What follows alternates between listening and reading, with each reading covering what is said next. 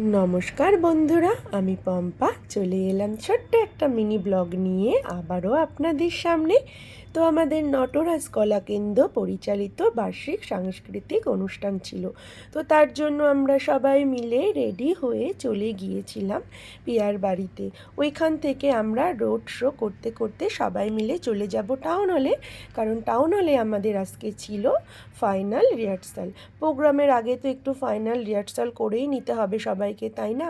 আর যেহেতু আমরা অনেক দিন পরে স্টেজে উঠব বলে কথা, তো ভীষণ ভালো লাগছিল। আর টাউন হলের মতো একটা স্টেজে অনেক দিন পর পারফরমেন্স করতে চলেছি, তো ভীষণ ভালো লাগছিল। আর এই যে আমরা সবাই হাঁটতে হাঁটতে টাউন হলের সামনে চলে এসেছি। আর পিয়া না আমাদের খুব যত্ন সহকারে নাচটা শেখায়। ও খুবই মিষ্টি একটা মেয়ে, খুব ভালোভাবে সবাইকে নাচটা শিখিয়ে দেয়।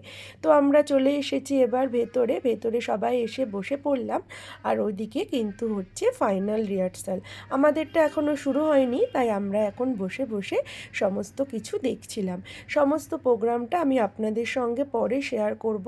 তো প্রোগ্রাম দেখতে দেখতে আমাদের একটু খিদে পেয়ে গিয়েছিল, তাই বাইরে থেকে একটু খাবার খেয়ে তারপরে আবার ভেতরে চলে আসলাম। এর মধ্যে আমাদেরও ফাইনাল রিহার্সাল কমপ্লিট হয়ে গিয়েছে। তাহলে আজকের মতো মিনি ব্লগটা এইটুকুই।